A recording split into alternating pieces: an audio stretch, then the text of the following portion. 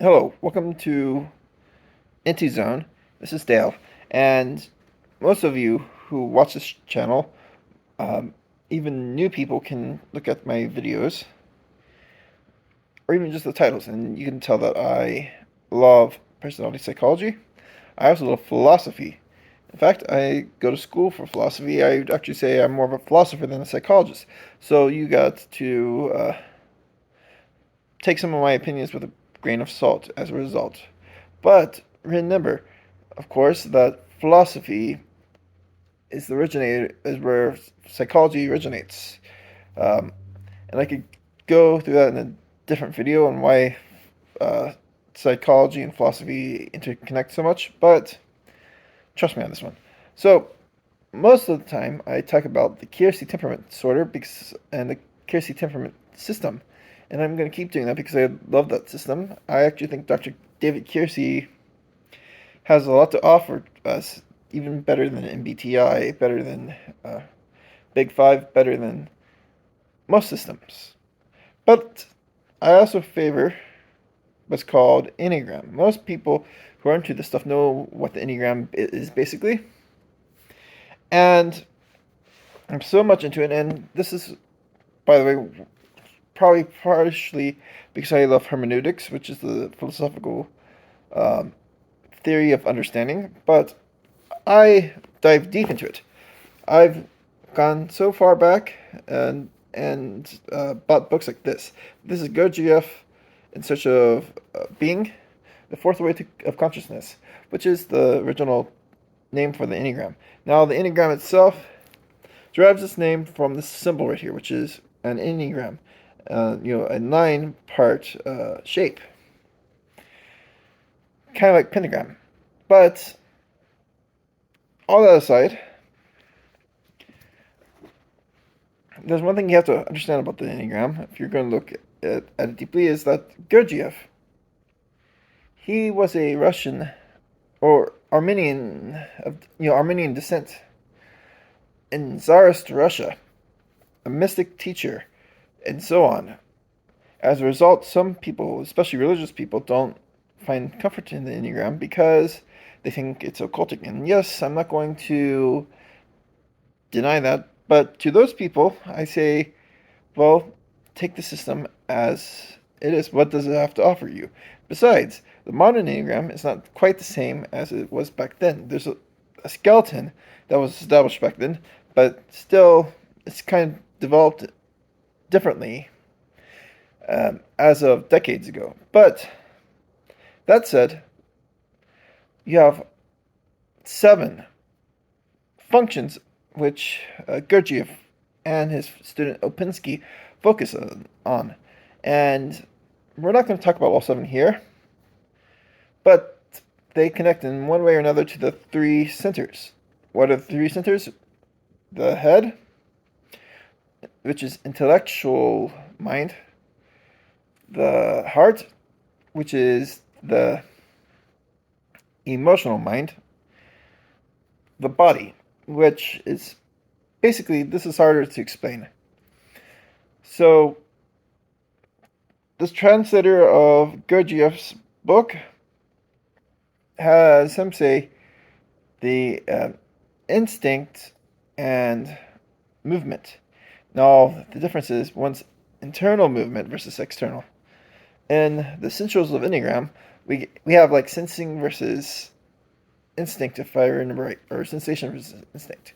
So, all this to say that these are like the building blocks of the Enneagram. And basically, we're going to focus on three today, the three centers. Why? Because I was watching and researching for the longest time Catherine Faber's Tritype system.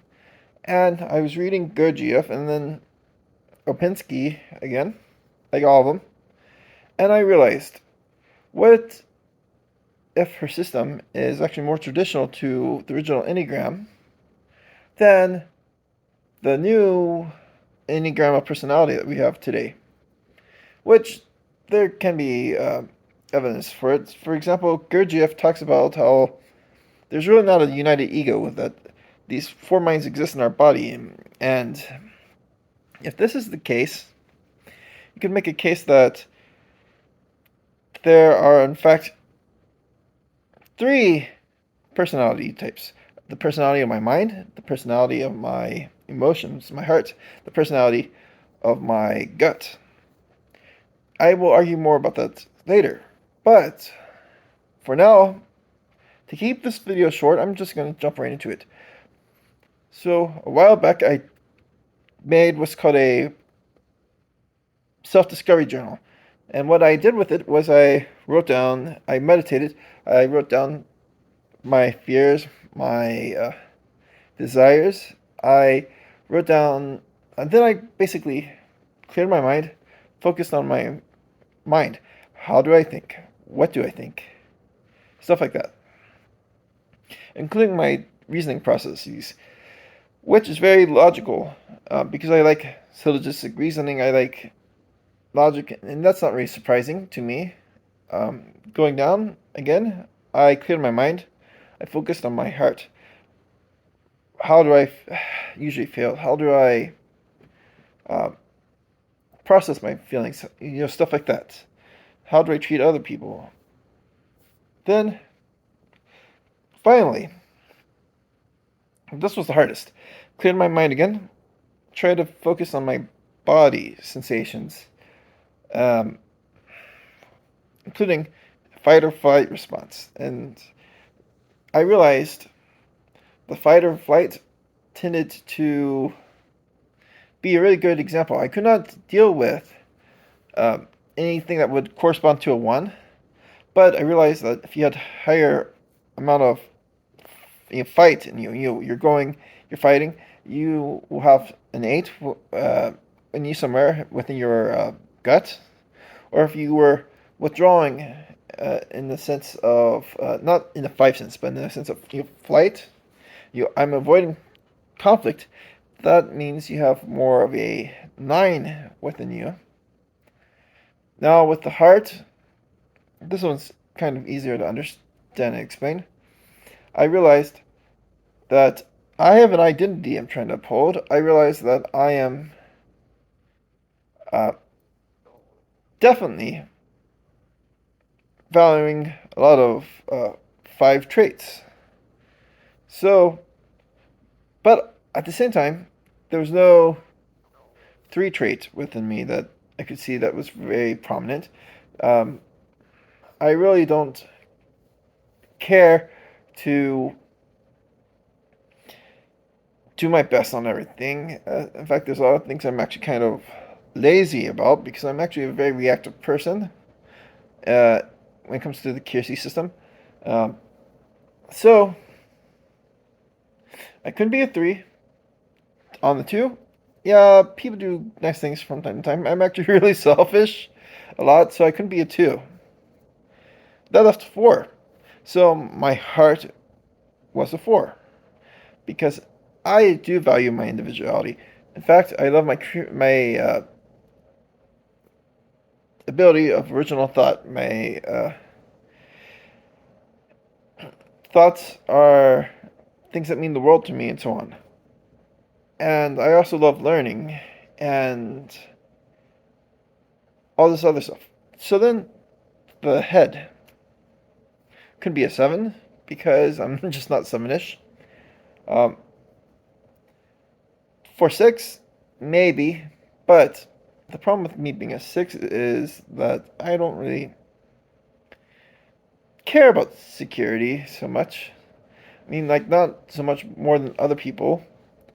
I do have a little bit of anxiety, so people might say, you're a 6. No, actually, any type can have anxiety. The truth was that 5 fit me well, and there are several reasons. And when I get stressed out, I kind of act like a 7. When I get overly stressed, or when I'm secure, I act like an 8. But when I consider my hobbies, my desires, and so on, you do see the 5 really shine out in me. But what I noticed was actually The 4 backed up the 5. The 8 backed up the 4 and the 5. So I could see a mechanism that was forming. A mechanism which made me think about things, because Catherine Fowler doesn't think that it's necessary to look at how the different dominant enneagrams um, really can change a particular tritype. So, in other words, even though I'm a 5-4-8, or even some could say 5-8-4, I'm not really sure exactly which one's stronger, my gut or my heart, but I know I'm a 5. And, like, in the sense of dominant. And so I'm lumped with 4-5-8s and 4-8-4s and 5 8 for I'm lumped with all these different groups into one simplistic explanation.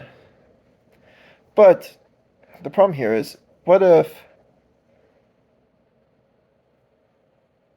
my actual dominant enneagram type fits more to a different description? Because when you think about it, this actually has to at least have some influence. 5 dominance should mean more 5-ish actions, while you do have the 4 and the 8 there, upholding the 5. But if there is a 4, yes, there would be 4 dominant actions, while the 5 and the 8, basically uphold the 4, and so on and so on and so on. So, what I'm going to do over the next few weeks is try to contemplate and write down as many descriptions as I can. Because there cannot be just 27 tritypes. There's got to be more. Or at least we can argue or advocate for a subtype model. A subtype, but it's not quite a subtype, because subtypes mean and imply of a inferiority. That this is not type. This is subtype. Same thing but different. But if there's something so essential as this guy has a 5, but he's a 5-4-8. This girl has a 8, but she's a 8-4-5. Or this dude is a 4, but he's a 4-5-8. Yeah, there's got to be some differences. Well, anyway, like, comment, subscribe.